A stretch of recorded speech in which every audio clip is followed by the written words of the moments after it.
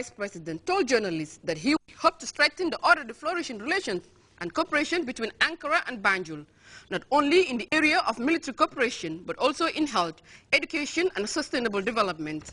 It's very easy to feel that for any Turkish ambassador who is serving here, we can so many things common, but we also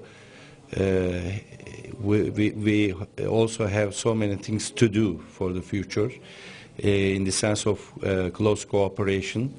And this cooperation will cover not only military issues. Yes, Turkey had excellent military cooperation with the Gambia so far, but in my personal opinion, it's high time to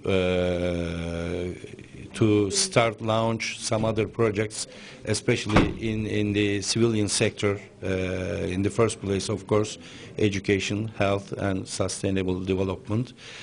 The Turkish ambassador commended the Gambian government for its support to Ankara on the international scene, particularly Turkey's bid to host the World Expo 2020 in Izmir. The United Nations Resident Coordinator, Mrs. Ade Momandani Lekoje, was next to call on the Vice President. Madam Lekoje, who held the Gambian government for its development undertakings, singled out the immense political will the government attaches to women empowerment, expressing her willingness to further consolidate Gambian government's effort in that area. The political will that the government attaches to women really is commendable. And it's a realization that you have to use your resources efficiently. And women is about 51%. So government is just showing that it is not only sensitive to the welfare of its people, but that it's also very strong in using its resources efficiently. And I must commend the President for that. Officials of the Board of Directors of the National Food Safety and Quality Authority were also granted audience by Her Excellency Dr. Aja Esitunjai Sedi. The board's chairman, shortly after meeting with the Vice President, told journalists that they were at State House to brief Madam Jai Sedi on the progress of the authority since its establishment in 2011. The authority has been in existence since 1st of January this year. But we recently had, from July onwards, we had the Director General and Deputy Director General who were appointed.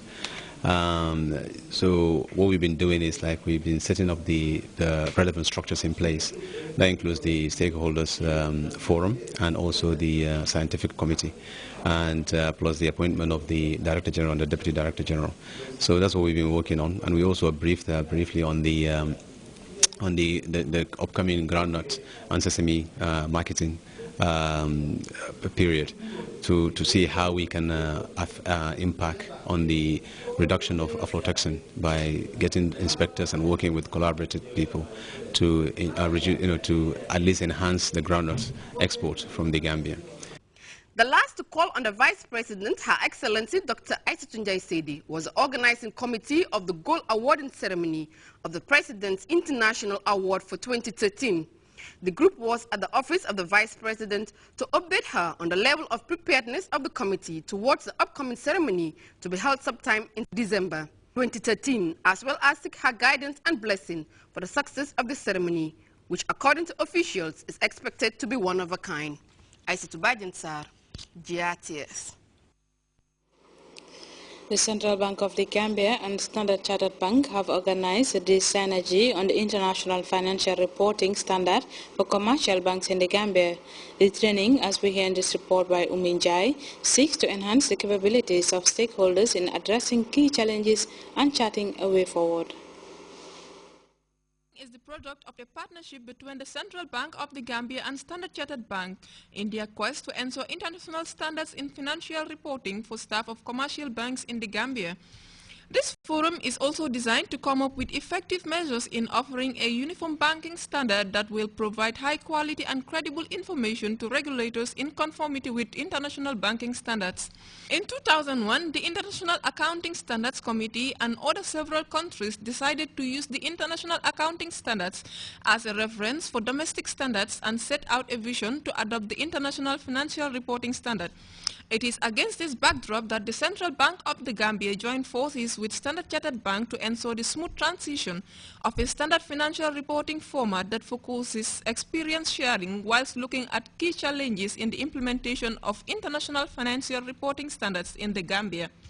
Financial reporting standards offer true international comparability to investors, provide high quality and credible information to regulators, and eliminate the need to maintain multiple sets of books and the associated cost. This move also intends to improve the credibility of financial statements for the commercial banking sector and investors in line with international standards. Our intention is to share with the Gambia all our experiences across the world. We are happy about this initiative because this actually makes us open up to the world. I think it's a giant step. So in association, we always partner with the regulators. So we have partnered with Central Bank to make sure that we bring our experiences and what we have learned over the years with this implementation and migration across the board. So you can learn from our experiences and then the learning curve will be shorter. Humphrey Mukwereza, the managing director of Standard Chartered Bank, acknowledged the importance of partnership, noting that his bank believes in supporting economies where they operate. He considered that the capacity building effort will also address some of the challenges encountered by their staff in their daily activities. The fact that the Gambia is part of the 90 countries that fully commit themselves to set up a global vision in international financial reporting standards made this program very significant. If anything, it will not only help in overcoming some of the key challenges faced by stakeholders in the domain financial reporting, but also enable them to come up with measures that bode well for a smooth banking system in the Gambia. Ominjai, GRTS. Speed limit boards and zebra crossing signs are not new on our roads, but the recently constructed ones along the Bond Road network is aimed at helping raise awareness of road safety issues. The initiative is being championed by the Safety Committee and Staff Association of the National Roads Authority, Sandra. Rohibite reports. Speeding on the road. This urgent issue has triggered widespread concern in many quarters in the country. There comes the significance of the speed limit, advocating for drivers to limit their speed to 40, while barring drivers from overtaking at areas where the straight lines are marked. Ensuring safety on the road is critical for a country that has its population highly dependent on road transportation. This is the main reason the Road Safety Committee, in collaboration with staff of the National Roads Authority under the Ministry of Transport, Works and Infrastructure, are embarking on the initiative to help in reducing the occurrence of accidents caused by speeding within that area. Over the years, there has grown up a long chain of unnecessary accidents that otherwise could have been prevented. The attributable factors are mainly overspeeding of vehicles, careless or reckless driving, and, to some extent, the condition of the roads. Public concern over this phenomenon is so strong that His Excellency the President, Sheikh Professor Alhaji Dr. Yahya AJJ Jammeh, has issued executive directives for my ministry and the ministries of Interior and Health and Social Welfare respectively to spearhead efforts to improve road safety in the country. With such development marking a significant step in the drive to improving road safety, the engineering of these road signs are meant to be respected, as it will also serve as a tool for police to enforce the law. Countries all around the world are respecting the pillars of the decade of action which the permanent secretary just highlighted. One of the pillars says road safety or road crashes should be reduced to an acceptable standard by the year 2015.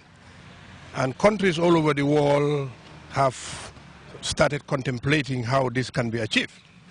And in the Gambia, this is one way we think it can be achieved. Inadequate road signboards and markings are said to be one of the contributors to road accidents, as they serve as a guiding tool to all road users. And the Commissioner of Operations of the Gambia Police Force assured officials of that member of the Gambia Police Force will be attached to that